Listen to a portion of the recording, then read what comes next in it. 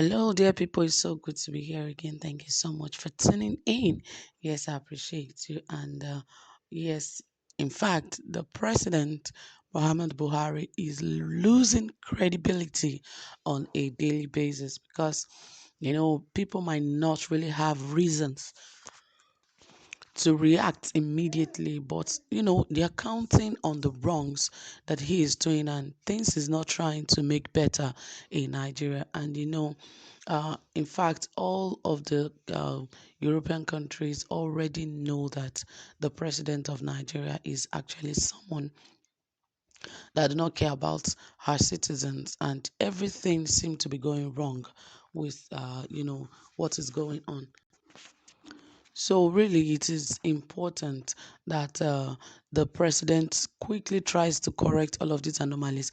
But really, it is too late because the UK have sent another message to Nigeria, and this time, they are not taking it lightly. Unlike even the US, they refused to trade with Nigeria when Nigeria requested for some fighter jets and others. They paid huge sums. In fact, they were ready to pay over 870 something US dollars, million dollars. But the Senate said they are not ready to do any business with President Muhammad Buhari because of the killings and the human rights violation and all of that happening in Nigeria. That they are not ready to do or make anything happen for him. So you can see how people are beginning to, draw back just because of the kind of president we have. We don't know how many things Nigerians are still going to lose just because of this government. Well, we still pray that God would have mercy on Nigeria and help things to really get better. But we just pray that this regime gets out fast. But of course, it's still 2023, and 2023 is still a long time from now, even as much as we can see it as a short period. But indeed, it is a long time. But anyway, guys, let's see what the UK government is saying and why they are actually on Buhari this time around. Yes, the UK Parliament has declared that President Muhammad Buhari's regime's action indicates support for incessant terrorist bandits attack targeted at individuals and communities.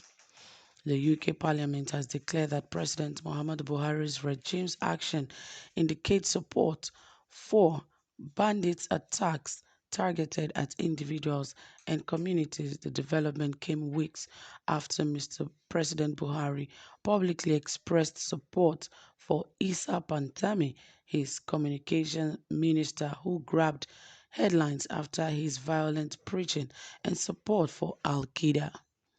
The Taliban and other extremist groups surfaced online. President Buhari had justified Pantami's dangerous view as coming from a position of ignorance. Even though the minister was in his mid-30s and early 40s when he made the remarks, the president asked the minister to continue in his position, claiming without evidence that Mr. Pantami had eschewed his past views and romance with terrorism.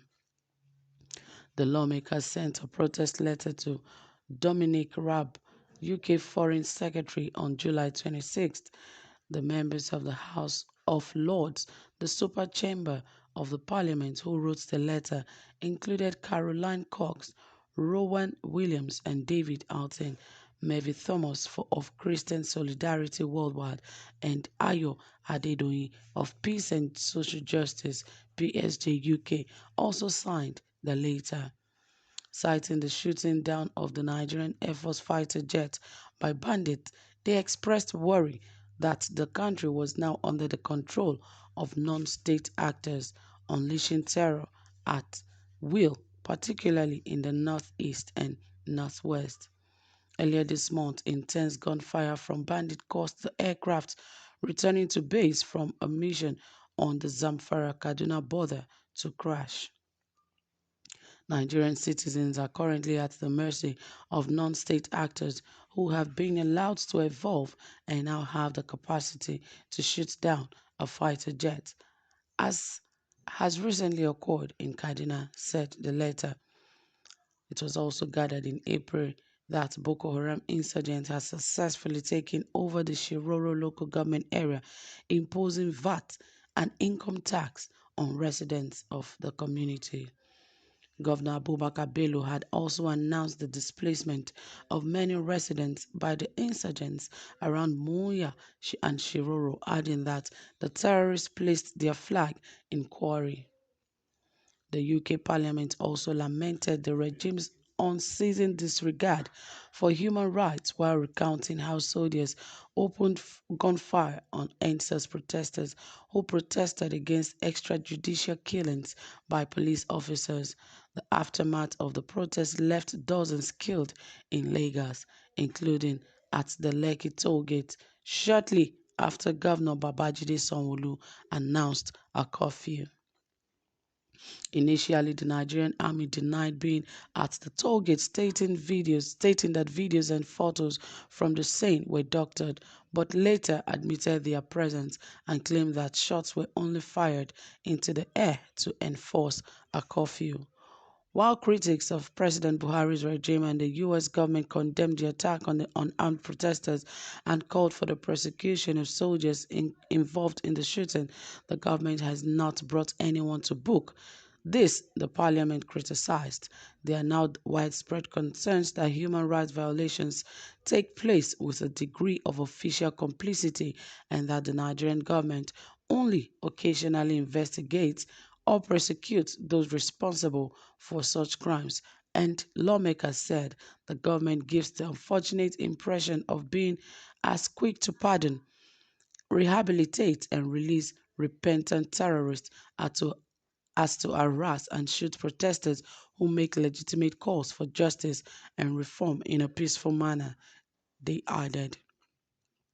Although President Buhari in 2018 said his regime was willing to accept the unconditional laying down of arms by any members of Boko Haram group who show strong commitment in that regard, insecurity has worsened in recent years. We are ready to rehabilitate and integrate such repentant members into the large society. The country has suffered enough hostility, he had said. His regime had also claimed that it technically defeated the terrorist group, but several violent attacks have been traced to the insurgents. Boko Haram insurgency began as far back as 2009 in the northeast, and the terrorists further spread their atrocities to other parts of the country. President Buhari's regime have been widely condemned by critics and the opposition People's Democratic Party for not prosecuting bandits. This, the Minister of Information and Culture, Lai Mohammed, said is not the federal government's responsibility, arguing it is not a federal offense. While responding to statement credited to the PDP on the security challenges facing the country, Lai Mohammed said it is shocking that a party that rules this nation for all of 16 years does not know that kidnapping and banditry are not federal offenses. Meanwhile, PDP conveniently forgot that as far as terrorism if a federal offense is concerned, this federal government had successfully prosecuted thousands of Boko Haram members in Kenji as part of a continuing exercise. We are now seeking the cooperation of the judiciary to continue with the trial of arrested terrorists. Well, guys, that is it. Drop a comment, give this video a thumbs up, like, and share this video. Do have a pleasant time. Bye for now.